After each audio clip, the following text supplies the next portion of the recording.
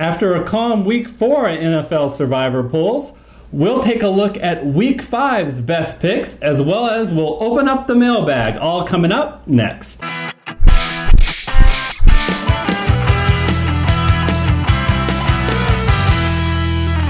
Hello everyone, I'm Eric Lee. And I'm Gary Kurtzman, and we are the Fantasy Football Consultants.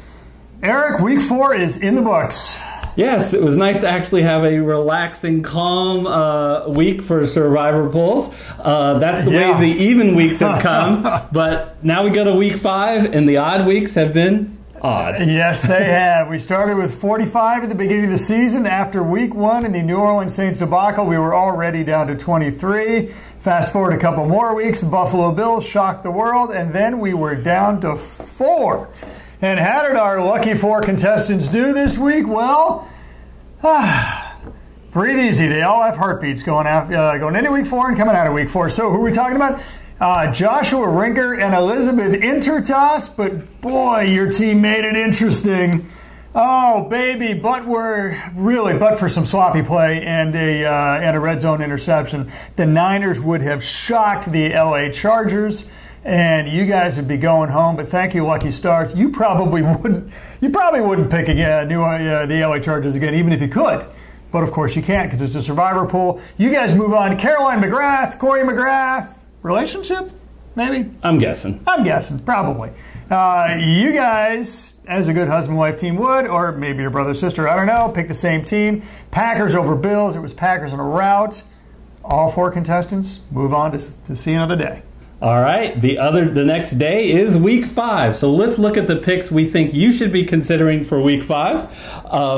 We'll start with New England, 10.5-point favorites hosting Indianapolis. The LA Rams are 7.5-point favorites at Seattle. Carolina is a 7-point favorite at home against the Giants, and the New Orleans Saints are back at home, and they're a touchdown favorite over the Washington Redskins.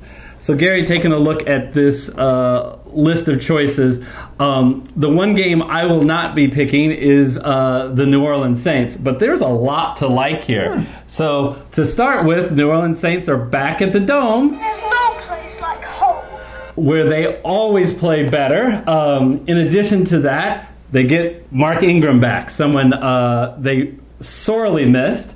And as well, I think it's important to note that they have a very small future value. And because they have a very small future value, this is the game that's the best game left. So why not use them now if you haven't used them yet?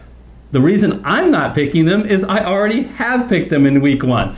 And yes, I'm reminded every night at midnight, wake up screaming that they let me down. Didn't work out so well for you. And 22 are other viewers, by the way. Yeah, so if you haven't picked the Saints yet, and especially if you have picked New England, they're a good pick, just not for me. Yeah, they have a tough future value because they play in the toughest division of all the 8 in football. So this is the game if you haven't picked the Saints.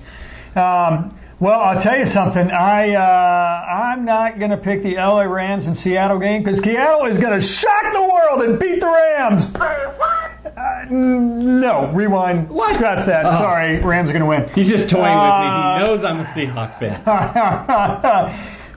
You know what? Honestly, I wouldn't blame you if you picked the Rams. I'm not, only because there's so many good games this week. I don't know. It's like child's play. It's like fish in a barrel. Rams are going to win. How many different ways can we slice and dice this game? The Rams have a top 5 offense and the top 5 defense. They're the only team in football that can say that. They're one of only 2 4-0 teams, and they are clearly the best team in football as opposed to Seattle. 2-2, go in the wrong direction. Earl Thomas breaks his leg, flips the bird to the fans. All sorts of bad things are going on in Seattle right now. Russell Wilson. They're on a 2-game winning streak. But Russell Wilson is almost unplayable in fantasy formats. This from the guy who got the most points at any position last year. They got Doug Baldwin's getting healthy again. I guess that's good for them. But the bottom line is this: they give up the 3rd most sacks. The defense is subpar. That's even with Earl Thomas, which they won't have. There's so many reasons why the Rams are going to beat this. And the Rams are at home, by the way, too. No, they're not. They're playing by the way, Seattle. The Rams are at Seattle, by the way. So there's that. Look, the Rams are going to beat Seattle, and it's not going to be close, folks. That's the bottom line. And Jared I'm just not going to pick him because there's so many good games out there. Yeah. Jared Goff is really looking good. If you picked him in your draft, he's probably become your backup and now to your starter. Right now, he is the NFL most valuable player at this point in time. So let's talk about what my pick is going to be. I've come here almost every week telling you patience. Wait for it. Wait for it. Wait for to pick the Patriots. The time is now. Look. New England looked very good last week, just trouncing the Miami Dolphins. They're getting a lot of weapons back. Julian Edelman is coming off suspension. Josh Gordon is going to be more involved in the offense. Meanwhile, on the flip side, the Colts will not have their number one target, T.Y. Hilton. This screams New England Patriots. I will say I have only one caveat, is they do have a great future value, but I'm going for them now because I think they're the biggest lock of the week. What game does that leave me for the game that I'm picking? Well, how about the Carolina -7 over the hapless New York Giants? Apologies to our New York viewers. Look, here's the deal. This is more about the Giants than it is about Carolina. Carolina's 2-1, and boy, do they look good. There's a lot to like about Carolina. They got a top 10 offense and a top 10 defense. They are playing at home, unlike the Rams, who I mentioned earlier, erroneously. This time, Carolina, the team I'm picking, is playing at home, and that matters to Carolina. They're 500 on the road, but they're over 800 at home. This is going over the last 5 seasons. And look at the New York Giants, man.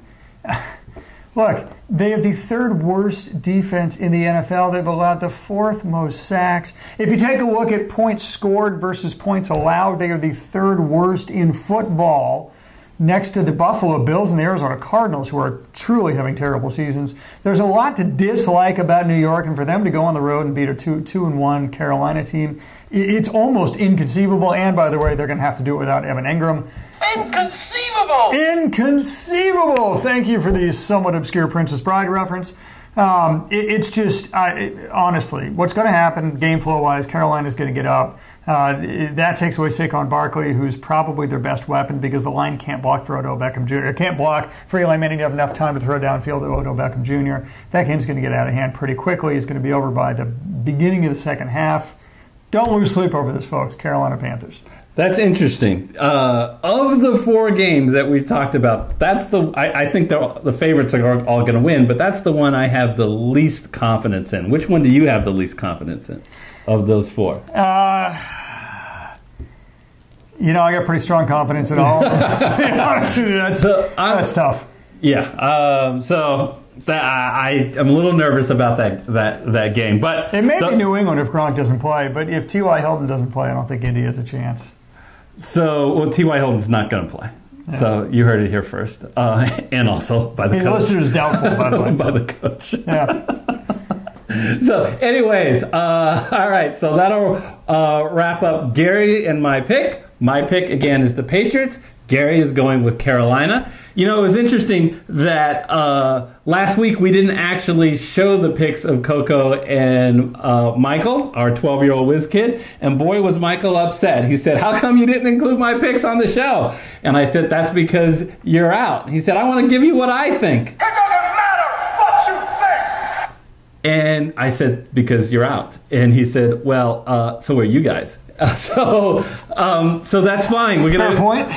Michael goes with the Patriots, and Coco's pick this week is the New Orleans Saints. So that'll wrap up the experts panel.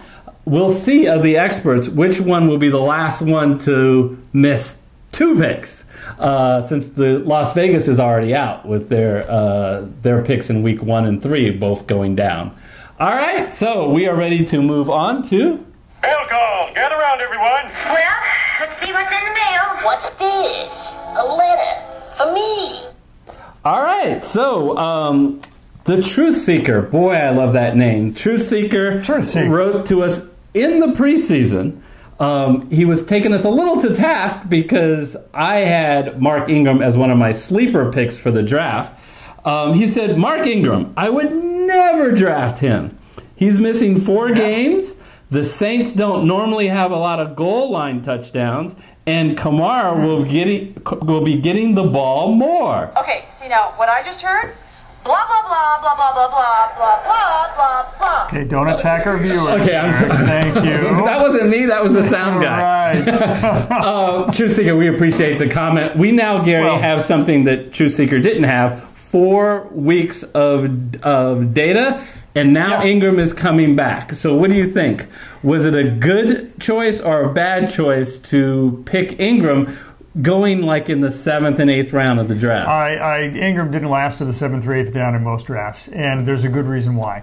Because, if you take a look at the last 2 years of the Saints, and that's both with and without Alvin Kamara, by the way, the worst that Mark Ingram has done, and I mean the worst he's done over the last 2 seasons, is 1,400 plus yards and 10 touchdowns. Okay? That was his worst season of the last 2, and if you were to expect that he would do that for the rest of the way, prorate that over, what do we have left, 12 games for the Saints, that would mean that he would literally be tied really, for 6th best running back in football. So this is the treasure that awaits people who were savvy enough to draft him in the 5th or 6th round, which is where he was going in most drafts, and patient enough to wait 4 weeks for him to play. Eric, I got to tell you, good things come to those who wait, and I really think that speaks doubly for Mark Ingram owners here in Week 5. Yeah, and we see how they struggled to replace him, so he's clearly going to reclaim his role. And people, I think, don't realize how big that pie is in the backfield. Kamara still is going to be very good, but Ingram is simply going to get the goal line carries. He'll get a lot of yards, and he'll be involved, not as much as Kamara, but he'll be involved in the passing game. Oh, no, I mean, look, Ingram's going to get probably, 13 to 15 carries. Not to mention the fact that he's going to get 5 or 6 targets. So that's 21 or 22 touches that he's going to get per game. There's plenty to go around. Kamara is going to get 13 to 15 touches. He's so much more dynamic, and his touches are the catching variety more than the rushing variety, which means he gets a bigger yards per touch.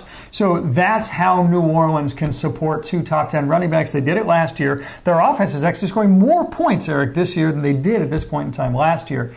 It just, like you said, it's a big pie. They're one of the few offenses that can support 2 top 10 running backs. They certainly have the talent. If you were savvy enough or lucky enough to get Mark Ingram, this is your payday. Start him without hesitation. You've got a top 10 running back going forward. I'm going to put you on the spot. Mark Ingram, David Johnson.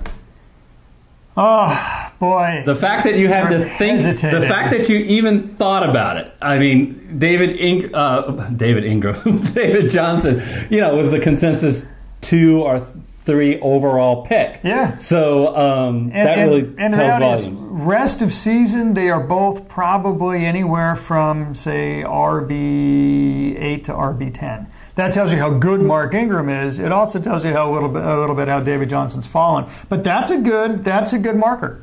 That's about what you should expect at this point from Mark Ingram, David Johnson, and nobody would scoff at having DJ on their team. Talk a little bit about the rest of the season rankings, which you put together.